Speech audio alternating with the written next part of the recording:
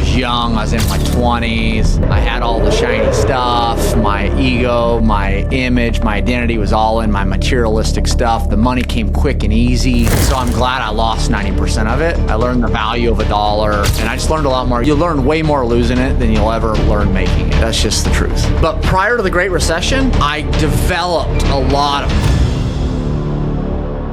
Folks, I've got a special guest for y'all today. Cody Bjugan is in the land development space. We play a lot in land, and I know all of our listeners are deep in the land business, and I always get this question. This tract is 70 acres, this one's 30 acres, this is 200 acres. And I'm like, sell it, make your profit. And they say, but wait, should we do a development on it? Well, there are two very distinct businesses here. One is land development that we don't talk about because it's not part of our big thing, and the other one is distressed property and we turn it over. But you have a very different business model than these guys. And I want to talk about that today because folks want to know a couple things. Should they just sell it? Should they develop it? Should they find a guy like you to develop it with so they don't get themselves in a big hole because they thought they're going to be Mr. Developer and didn't know what they were doing? Or should they just go earn their money and invest it with a guy like you? Let's talk about that. Welcome, Cody. Sure. Thanks for having me, man. I've seen you around on social, man, and I consumed a little bit of your content, and I love some of your strategies. I think they're solid. Thank you. Interesting. So back me up for a minute. How'd you get in the real estate space, and what were you doing before then? Okay, so I started my venture in real estate in 2002. So 24 years ago. Before that, I was in the trades. So I was, in the floor and counter business, running a company doing that in my young 20s. Yeah, man. So I just saw what all my home builder clients were doing, and then I jumped off the cliff and became a home builder, and then quickly got involved in land as well. So yeah, it's been a while. So working in the trades, a lot of folks work in the trades and stay in the trades. Why didn't you? Yeah. So I came to a point. So let's see, when I left the trades, I was 24. But I was young, driven, workaholic, like that. I was that guy, right? And so I was running someone else's company. Long story short, it came to a point where I was like, okay, I need to either open my own store, right? Or I need to go do something different. And so instead of opening my own store in the trade, and you're right, man, I have guys that worked with me 25 years ago that, they're still in it, right? They just don't leave. And so, and then I started looking at things, and I was, all these guys, these home builders that we were doing their homes, I liked their upside better. I liked their control better. I liked their lifestyle better. There's just lots of things. And so 24, young and naive, I just kind of went for it, man. And it hasn't always been easy, but I've never regretted making that move. Did you go work for a home builder, or did you just go say, let me go build a house and see how it works? No. So, funny story. So there's a picture right behind me, and this is actually my grandfather, and he passed away in my teens, but I always kind of look at him for inspiration because he was like the president of the Home Builders Association, one of the largest builders in the Pacific Northwest, blah, blah, blah, right? So I got inspiration there. And then also my father, he was a small home builder, but when he went through a horrible recession in the early 80s, which I was only 3 years old, he never recovered, okay? Yeah. And so I guess I'd say it was kind of in my blood, and so that made it easier, I would say. So you built some houses. How long do you build those for? I built homes I quit building homes in 2000, I think 19. So I built homes for quite a while. And I'll be frank, 6 years later, like our current business model is way better than building homes, but dude, I missed the job site. So I'm kicking around the idea. I just started Allied Homes. I'm kicking around the idea of starting home building again. Old habits die hard. Yes, they do. They say. A friend of mine builds high-end spec houses, $2 to $6 million in the Houston market. And it's interesting. I always believed home building was such high risk because lots of capital. It can be thin margins if you're not in the very high price. And the market risk you're exposed to is extreme. You're paying the interest clock usually, or you're an investor. It's going to happen. Yeah. And then if a market swings, demand can fall off a cliff.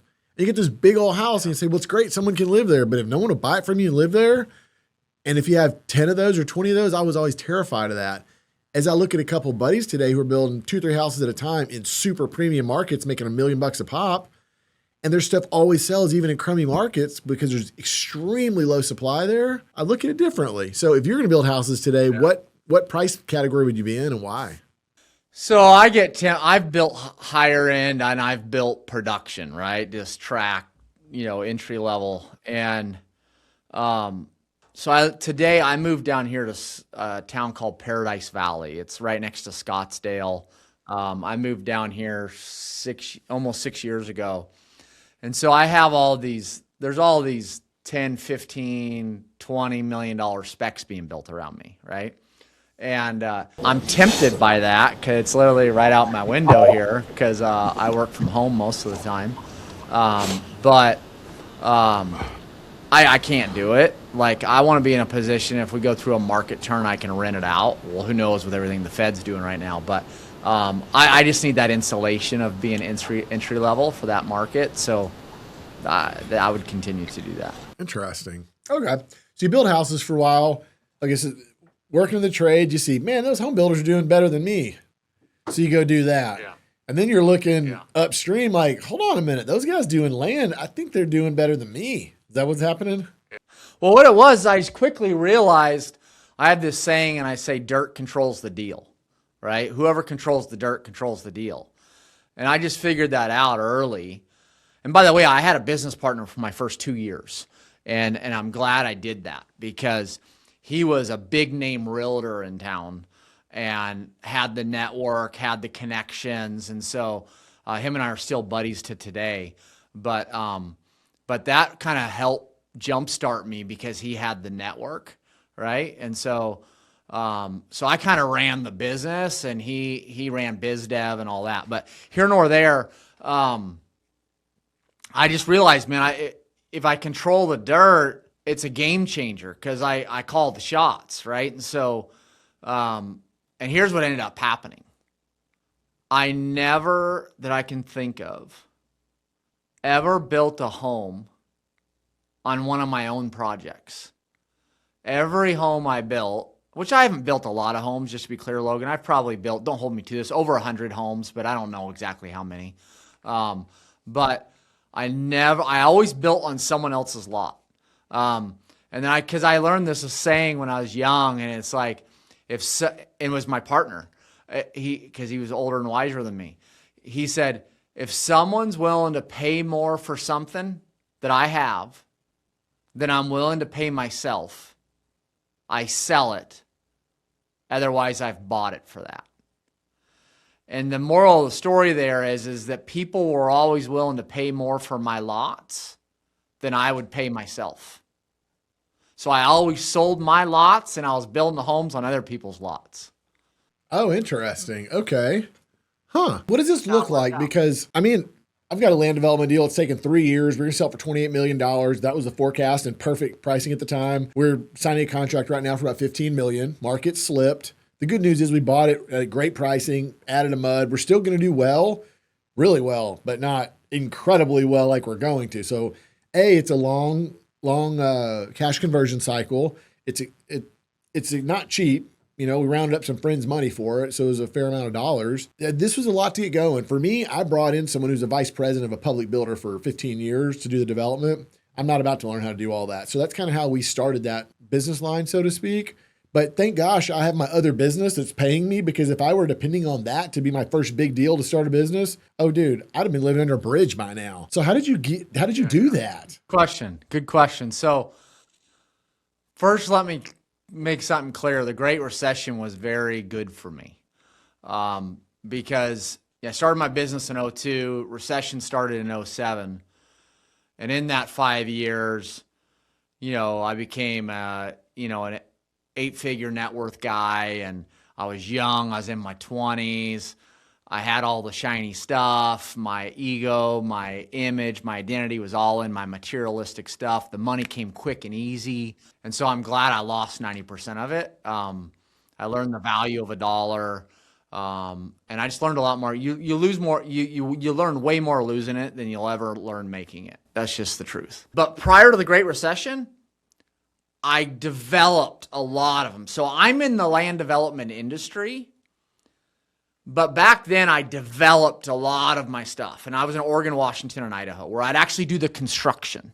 Okay.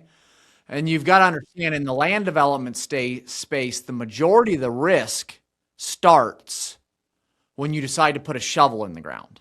Okay. When you decide to do construction. That's when the real money comes and you can't exit quick. Yeah. And that's where personal guarantees are involved because you're pulling a bunch of debt. That's where the capital multiplies by multiple X's, right?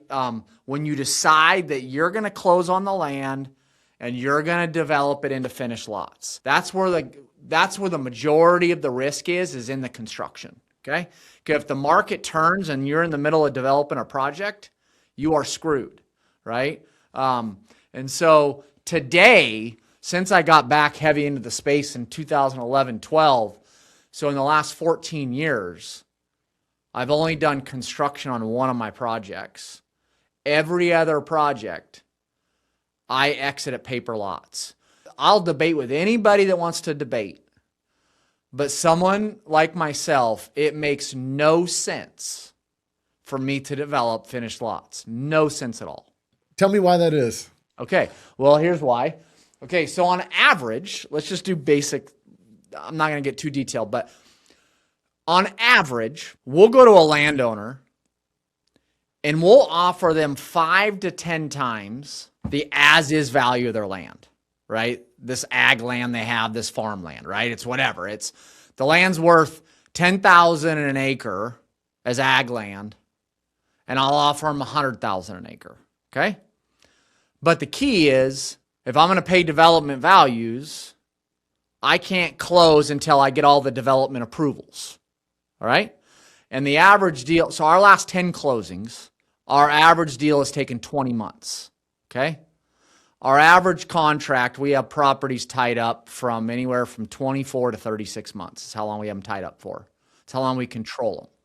We're in the business of controlling real estate. We're not in the business of owning real estate, okay? And during that time, I'll put out some earnest money and I'll put out my entitlement costs. I'll get it approved for development. And while I'm going through entitlements, I sell those entitled lots to D.R. Horton, Lennar, Pulte, KB, Meritage, whoever, the big boys, because my projects, my average project's like 200 and some odd lots, right? So you're modeling that particular product to fit a phase of their development. Like a couple hundred lots is very standard for one of their phases. Tight lots, X amount of... Wherever the big boys are at, I want to be, okay? So I don't try to trailblaze and open a new market. It's just wherever those guys are, I just go, because everything we do is off market, Logan. We don't buy anything on market. We don't buy things that come from realtors. Everything is done through our marketing machine, okay? And we're nationwide. And so like I'll get Horton or whoever, they'll say, dude, how did you get, because I have one office in Scottsdale. They're like, bro, how did you get this deal in our backyard, right? And I'm just like, don't take it the wrong way. I'm just better at marketing than you are, right? And so we cold call, we direct mail, all that, right? We have a sourcing department that all they do all day is go and snipe properties that through technology. But here's the reality. Those guys all have, because I'm going to get to actually answering your question. Those guys have an IRR target and they have a margin target they got to hit, okay? And it's on the overall project, including the homes. Okay. So, and it's for round numbers, it's a 20% IRR and it's a 20% margin. Okay. They don't look at how much money do I need to make if I develop these lots. So meaning they don't look at land development margin and IRR. Okay. They're looking at overall project margin and IRR. Yeah, your land is one slot in a 4-slot product. And so when you look at what I can make exiting at paper lots, entitled lots. And by the way, I exit everything through double closing, simultaneous closings. I use my buyer to pay my landowner and I make my profits out of the middle for the value I created through entitlements, right? So your actual hard cost might be 20% of what the sale is, or maybe even less, because you're only paying legal, engineering, that kind of stuff. Yeah. Yeah, that's right. And and so yeah, so like my basis and my exit includes the land, but I didn't actually have to use my money or debt to buy it. Okay? Right? And so when you look at my risk reward ratio with my business model, and you look at the a little bit extra money I could make if I took on construction risk, it makes absolutely no sense. Okay. People will say, well, the builder wants, let's say someone has projects my size, right? Because my projects are built for nationals, for publics, right? And so they'll say, well, they want finished lots. Bro, they've been telling me for 23 years they want finished lots. But when I say finished lots aren't an option, these guys all are willing to do the horizontal construction just to have the finished lots. Makes sense. That's the time where it makes the most amount of money and the best IRR with the least amount of effort and just overall makes the most sense. These guys are looking for a 20% return. You're getting a better than 20% by exiting at that point, and you're not carrying the big debt and the big construction risk and the big market risk. You got market risk, but not as big as they do. That's absolutely. Because I have the advantage. The reason I say I like controlling real estate versus owning it, that just kind of relates to my industry. Don't get me wrong. Like I'm investors in deals, right? That apartment complexes or whatever. But the thing I like about controlling is you're right. We all have, we have market exposure, but when I control it, I'm not stuck with whatever basis I bought it at. Right? I can walk if I need to. I can renegotiate the price if I need to. I can renegotiate the closing date if I need to. And so it just provides me flexibility. Yep. Less capital, more flexibility. Hey, pause for a second. If you're listening to my podcast, odds are you're falling into one of two buckets. You're trying to close your first deal, or you're already in the game and you're watching your margins shrink. Here's the deal. The cleanest properties have the thinnest margin, and everybody else is bidding on them too. The real spread, that's the ugly ones. As you're figuring out. Probate, multiple owners, breaks in the title chain, judgments, liens, bankruptcies, all that. Most investors won't go near those, but the people on our show, and hopefully you will. And that's exactly why we can pick them up for pennies on the dollar. But the key is solving the issues and turning them into massive profits. And that's exactly what me and my team are going to hand you June 26th through 28th in Orlando, Florida. If you can't make it in person, you can watch it from the comfort of your couch. We've got a virtual or live option too. It's the exact process we use to take messy deals and turn them into paychecks. Seats are limited. Links in the description. So if you were to guess, how many projects roughly would you guys have going on at a time, and how many lots would that be?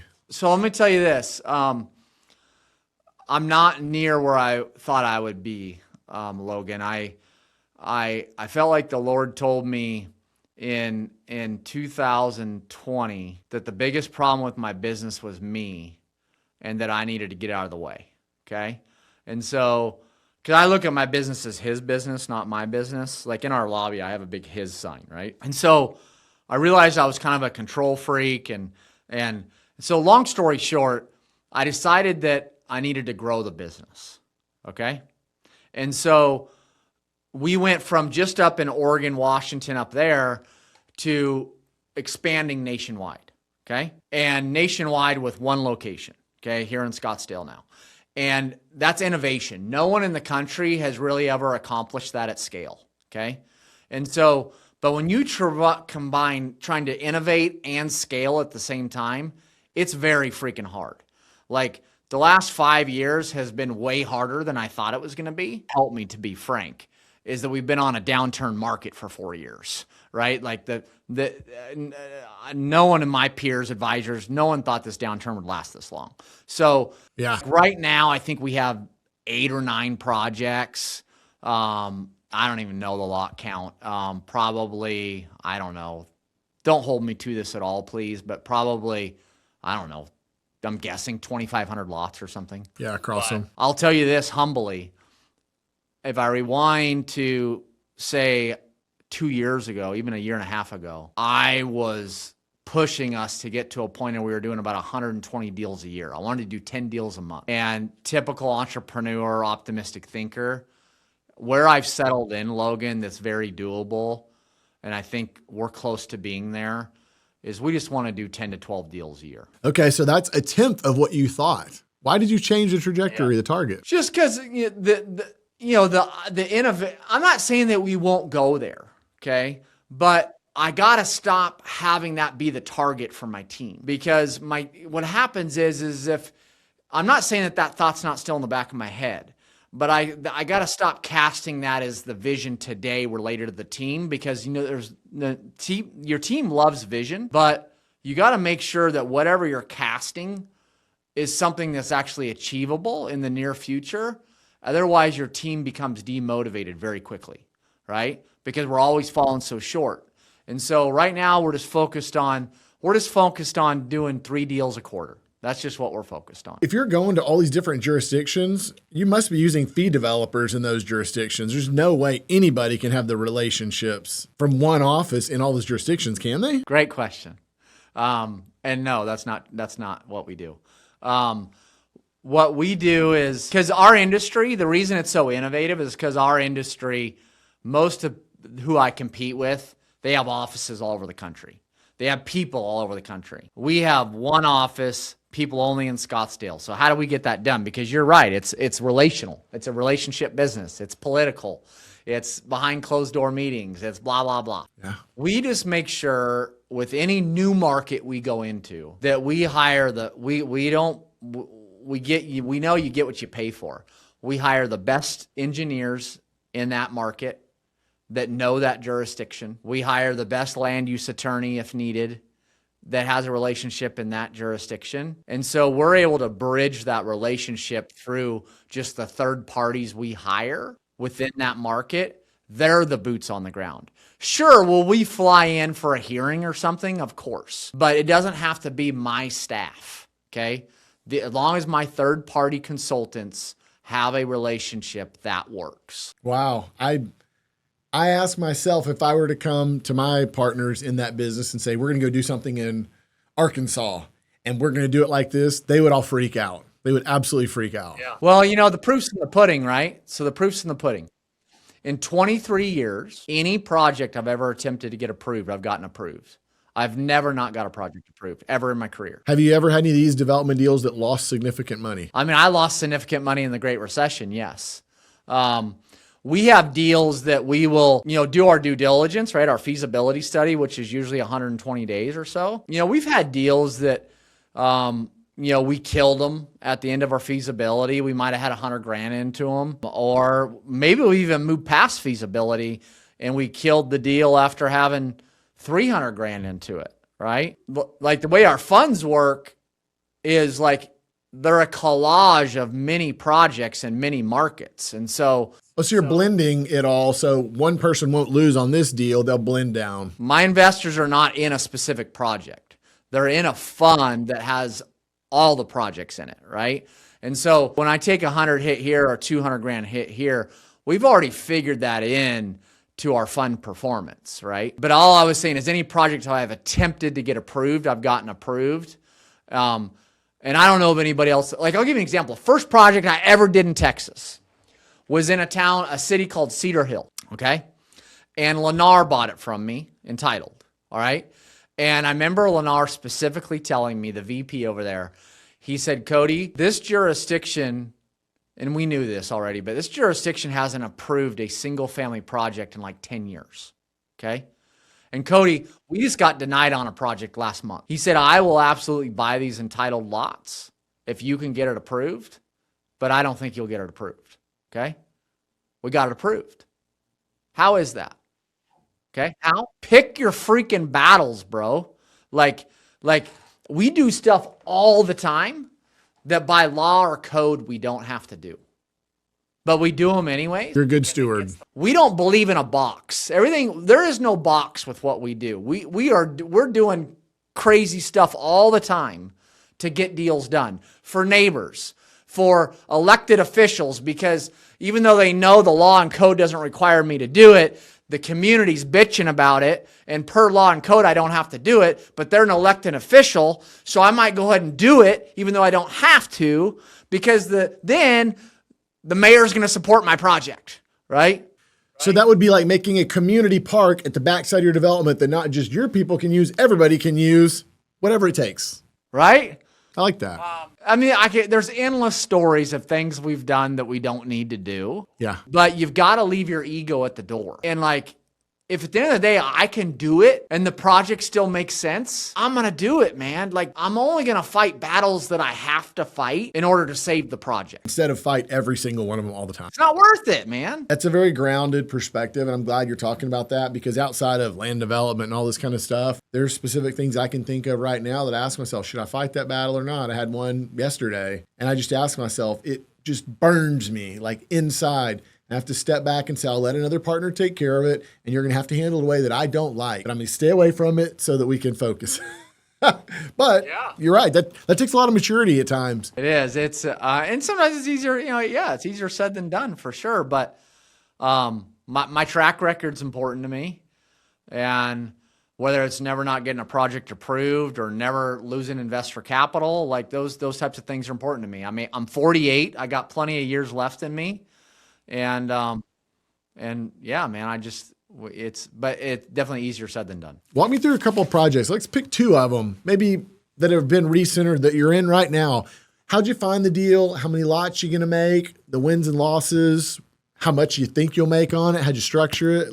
So I'll be open with you. So I don't know my project, the ins and outs and every detail of my projects, because I'm not involved in all that detail, but because the team does it. But here's what I can tell you, as far as just a stat that I know, okay? Because I look at like how our closings are tracking, right? So here's what I can tell you. So like our latest fund, we don't have, this is in the deck of the fund, okay? That's how I know it. So in our latest fund called Allied American Land Fund, we don't charge your typical GP fees, right? Like an acquisition fee or a project management fee, a disposition. We don't charge any of those fees that are profit centers, okay?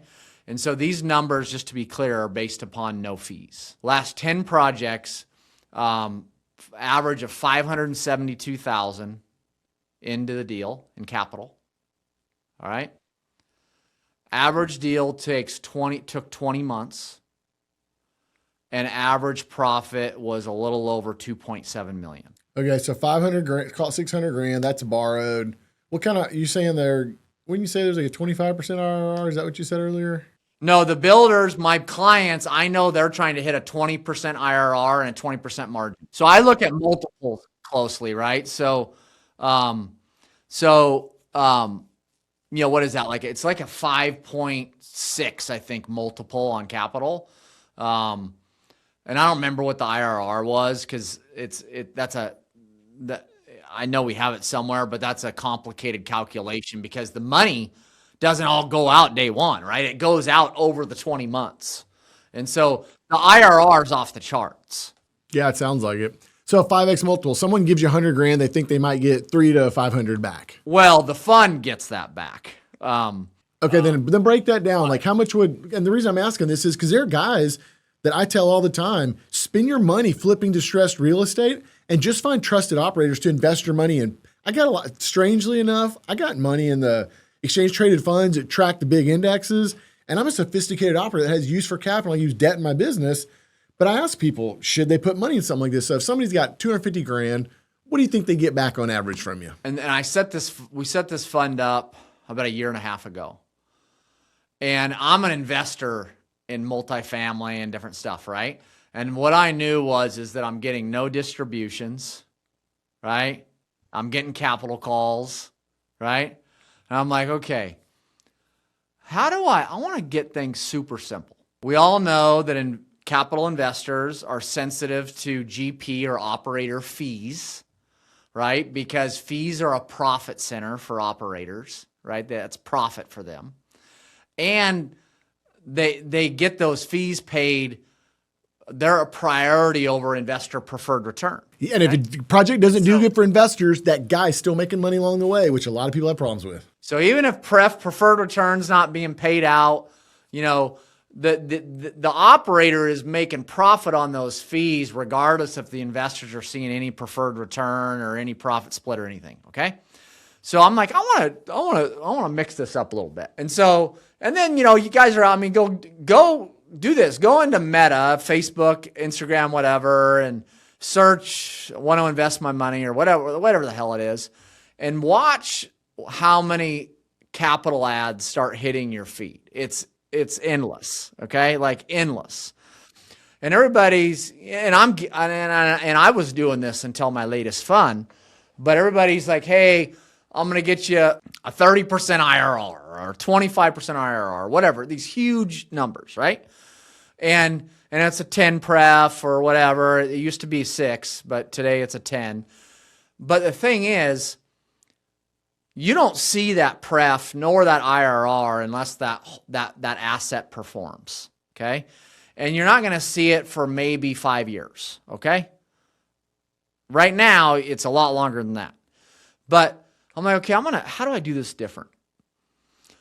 Okay, I'm going to not charge the typical fees. I'm also not going to do a profit split. So no profit split on the back. And my latest fund is simple. 15% preferred return. And the preferred return, the actual preferred return, is what's paid out quarterly. And it's an evergreen fund. So you can roll your distributions if you want. You can take them so you can allow it to compound. That means you got to have a pipeline that's moving. Your pipeline's got to be moving. That means your pipeline has to be moving because you got distributions happening all the darn time.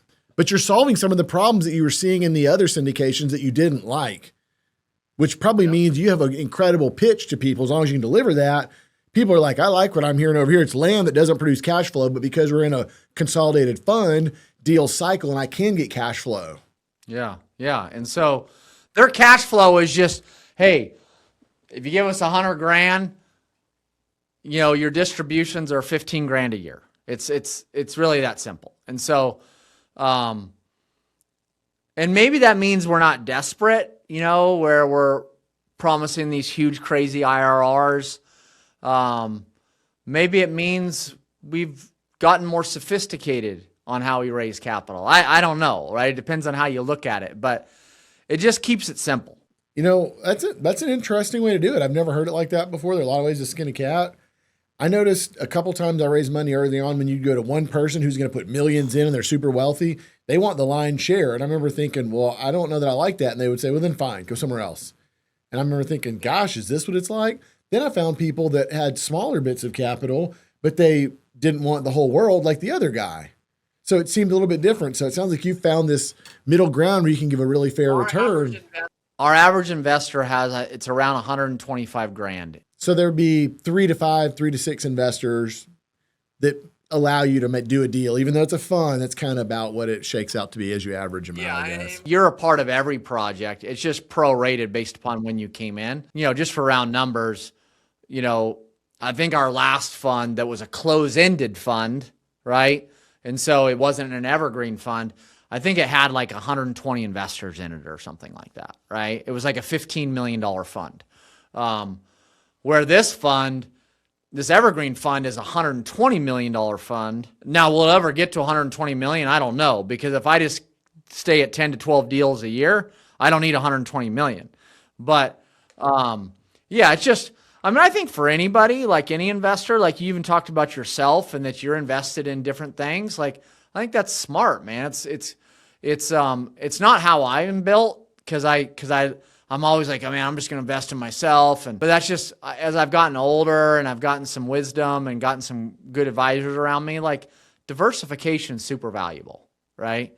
And so, for people at my fund, it's like a lot of people get into it because it's a diversification play because they have nothing like that they're currently invested in. Ah, interesting. So good cash flow, pro. Con is no depreciation. You don't get that on land. When you're forecasting this stuff, and this is like a hot topic in our office, obviously, because of some deals that we're exiting right now, how are you forecasting something that you contracted 2 years ago that the exit is today? Because, unless you're a magician or just water down your sale forecast, like you can't, it's really hard. As a 7 to 9 year swing. I'm dealing with it right now. Okay. If you came to me in mid 22 when rates started changing and said, hey, do you think the market will still being a downturn in 26, I'd say no. And so did my advisors would say, everybody would say it. Even when I started another fund of mine that I'm closing out right now, in the process of closing out, I started that fund 3 years ago, okay? And if you said, hey, I never thought the market was going to continue to downgrade, downturn for the life of that fund, I never would have guessed it, okay? And so what happens is if our average deal we have tied up for 2 years, okay, it puts me in a real bad spot because I have some deals that I have my drop dead date this year. And if I don't perform, I'm screwed, right? And so, and I have never really been in that position besides the Great Recession, okay? And so right now is the worst market I've ever operated in besides the Great Recession. And I'll just make clear, this Iran war isn't helping anything, okay? And so what am I doing? I'm making a hell of a lot less money. That's what I'm doing. I have a deal, 2 different deals right now that I'm thinking of. 2 years ago, I could have sold them for $35 million. Okay, bulk sale each. Today, right now, today, I have one of them I'm negotiating right now that I'm selling it for $20 million. Okay, and so I was gonna make about, just round numbers, I was gonna make, say, $15 million on the deal, and I'm gonna break even just so I can get the capital back that we have invested into it. I appreciate you being willing to share that, because folks that have made it through the last 3 or 4 years of this wacky market, people think that everything is perfect and it's gold. And I talked to a guy who does a lot of multifamily and new development on the West Coast, and he was saying the same thing. And what I hear from an operator like you or like him is, we're not losing money. We're able to give people their money back and be cautious. We don't profit as much as we did. But to me, that's what a good operator has to go through in a time like this. A bad operator wound up on the news, losing people's money, might have to go to jail for a little bit, those kind of things. That's the bad operators. The good guys are just, making some of these things work. We all run into the guy that has his head buried in the sand and doesn't want to face reality. And that doesn't serve your investors, man. Even though I'm not going to hit the return on that fund that I was hoping and that my investors were hoping, what's a really cool story is that when they were losing money in all kinds of other real estate investments, I got them every dollar back. Boom. That's it. The deal I told you about that was going to sell for 25 to 28 million. We're selling for 15. 2 of my closest friends are in that deal, and then one of them put a couple $1 million in it. The other put nearly $1 million in it. And me and the 2 other partners that are running the deal had a meeting the other day, and one of them was like pester, and they're like, well, what did we miss? How are we not going to make this mistake again? And I was like, hold on, dude. He's like a numbers guy. He wants every penny that you don't round in his spreadsheets. Mine, I round to the nearest $500,000. And I said, hold on. My friends are losing their equity to bank foreclosures and operator error and other deals. I get to come back and give them their money back, plus about a 12, maybe 10 to 15% return in a shredded market. I was like, dude, we are kings right now. And it took a while for him to see it my way. And he's like, well, we missed the mark. And I'm like, we're at war. The market fell apart. Everybody's losing. I'll tell you what, the moment I give my friends their money back, I'm going to ask for it again. And I bet you I get it wired back in 24 hours. And he's like, I didn't look at it that way, but thank you for saying it that way. Like, that's a win right now. People don't realize that. Here's the reality.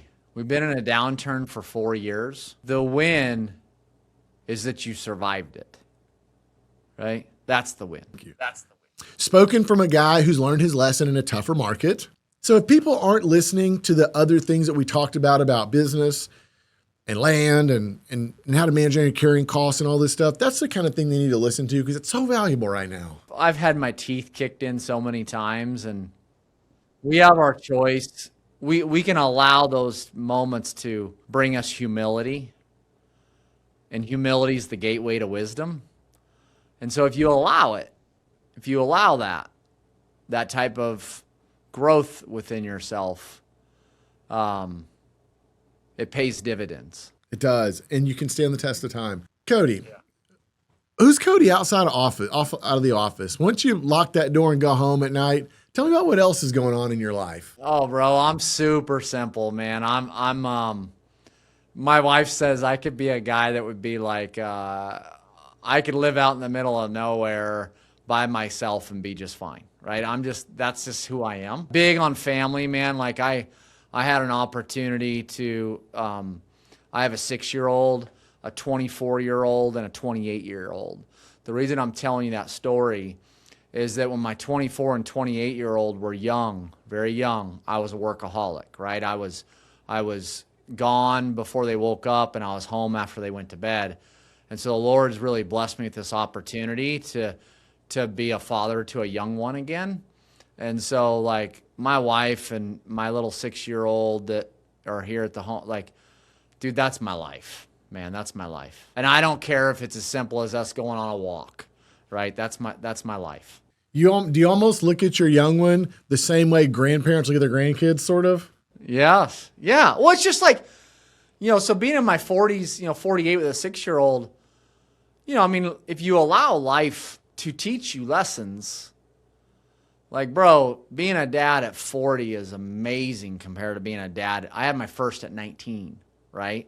And so, like, dude, I didn't know what the hell I was doing. You didn't even know who you are at 19, usually. You're trying to figure out who you are. Yeah, exactly. And I got my high school girlfriend pregnant, got married when she was like 9 months pregnant.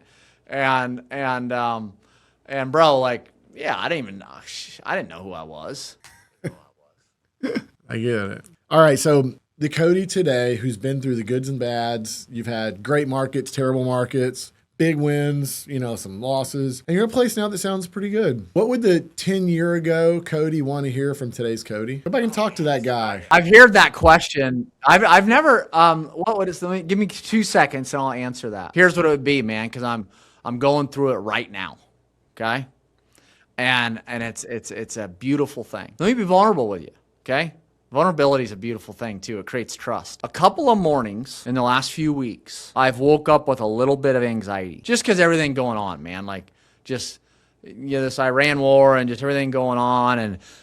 And my wife said to me, she said, Cody, investor capital weighs on you more than anything else in your life. And I said, it absolutely does. Because it's not just a fiduciary, I see as a stewardship. And so, when I'm focused on right now on some deals, like how to just return investor, like it just weighs on me really heavy, man. I take it very serious. Should. And the fact that I had anxiety pissed me off. It pissed me off because my relationship with the Lord, my faith has grown so much in the last 5 years, only through discipline and intentionality, right? And so here's what I'd say. I'd say, if you want to have a relationship with the Lord, what does it take here on earth to have a good relationship? It takes discipline and intentionality, right? A relationship with Him is no different, okay? If it wasn't for my faith, I would have way more anxiety right now than I do. And so the reason the little bit of anxiety I had, just a little bit, not near like crippling or anything, just a little bit, the reason it pissed me off is because I knew I had a lot longer way to go in my faith. Because if my faith was where I wanted it to be, that anxiety would not be possible. Because that anxiety comes from a little bit of fear.